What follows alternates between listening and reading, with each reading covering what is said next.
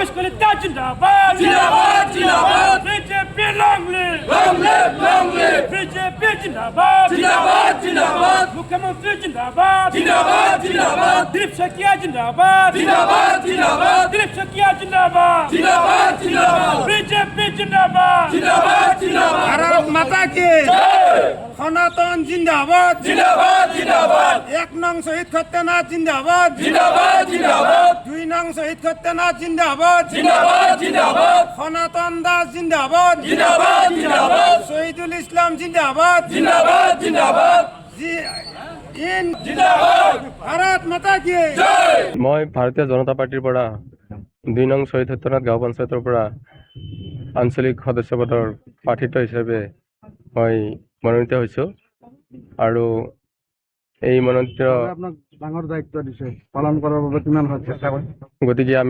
মই চেষ্টা কৰিম যিমান দূৰ পাৰোঁ ৰাইজৰ হৈ চেষ্টা চলাই যাম বা চেষ্টা কৰিম তেনেকৈ ৰাইজক কি ক'ব আপোনাক ভোট আপোনাক কিয় দিব লাগে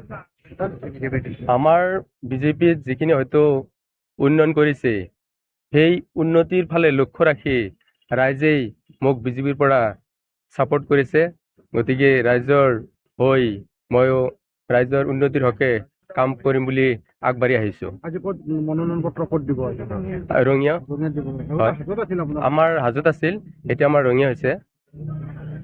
ৰাইজক কি ক'ব ভোটাৰ ৰাইজক মই বিজেপিৰ প্ৰতি যাতে সকলোৱে আগবাঢ়ি আহে বা আমাৰ সহায় সহযোগ কৰে প্ৰাৰ্থীসকলক জয় কৰে উন্নয়ন কৰে তাৰ কাৰণে মই আশা দিছোঁ ৰাইজক মই এটাই অনুৰোধ জনাইছোঁ যে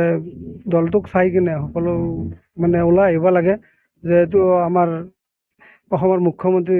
হিমন্ত বিশ্ব শৰ্মা ডাঙৰীয়াই যিটো মানে উন্নয়নৰ হেৰি দেখুৱাইছে এতিয়ালৈকে সেই হিচাপে আমাৰ গোটেইখিনি মানুহ ওলাই আহি ভাৰতীয় জনতা পাৰ্টীক বিপুল ভোটত জয়যুক্ত কৰিব লাগে আপুনি প্ৰাৰ্থিত্ব দিয়াৰ আৰু কাক কৃতজ্ঞতা কাক জনাব আচলতে পোনপ্ৰথমতে আমাৰ MLA ছাৰকে জনাব লাগিব ভৱেশ কলিতা ডাঙৰীয়া ইয়াৰ পিছত আমাৰ মণ্ডল সভাপতি সুকুমাৰ লহকাৰ ডাঙৰীয়াকো মই ইয়াৰ পৰা আন্তৰিক অভিনন্দন জনাইছোঁ লগতে মোৰ আমাৰ বহুত পুৰণীয়া কৰ্মী আমাৰ সিদ্ধেশ্বৰ দাস ডাঙৰীয়া তেখেতেও বহুতখিনি মোক সহায় সহযোগ কৰিছে লগতে নিতুৰাম দাস তেখেতেও সহায় কৰিছে পংকজদাতো আছেই মোৰ লাগি আছে আমাৰ কাৰণে জয় হ'ব বুলি আশাবাদী কাম কি কৰিব আপুনি প্ৰথম পদক্ষেপটো এতিয়ালৈকে মানে ৰাইজৰ গাঁও সভাত গাঁও সভাৰ জৰিয়তে হ'ব দেখা যাওক কি কৰিব পাৰোঁ এতিয়া আমি সেইখিনি ক'ব পৰা হোৱা নাই যিটো আহে ফাণ্ড অনুযায়ী কাম চলিব আপোনাৰ পঞ্চায়তত কেতিয়াও বিজেপি জিকা নাই অভিলেখ ভংগ হ'ব এতিয়া নিশ্চয় এইটো অভিলেখ ভংগ হ'বই ইয়াত এইবাৰ এতিয়াতো গমেই পাইছে এতিয়া চাৰো চাইড আমাৰ বিজেপিৰ ঢৌ উঠিছে এটা জোৱাৰ উঠিছে পোনপ্ৰথমে মোৰ সৰু ভাইটিৰ দৰে সনাতন দাসক আন্তৰিক শুভেচ্ছা জনালোঁ শহীদুল ছাৰক আন্তৰিক শুভেচ্ছা জনালোঁ তেওঁলোকৰ মানে কি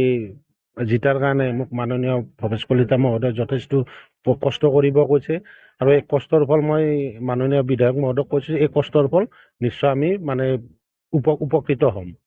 ৰাইজে আপোনালোকৰ প্ৰতি আশ্বস্ত হ'ব 100% আছে এতিয়া চাওক উন্নয়ন আমাৰ শহীদ সত্যনাথ গাঁও অঞ্চলত এতিয়া আপোনালোকে সোমালে গম পাব যিটো ফ্লাড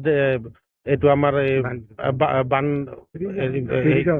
পীড়িত অঞ্চল চব ৰাস্তা যিমান কৰিবলগীয়া আছে গোটেইখিনি কৰি দিছোঁ প্লাছ আকাদিত দলং দিছোঁ ৰাস্তা দিছোঁ সেইটো আমি যথেষ্ট মানে কি ৰাইজক সহায় কৰিছোঁ আমাৰ বিশ্বাস আছে ৰাইজে 100% আমাৰ পক্ষে আছে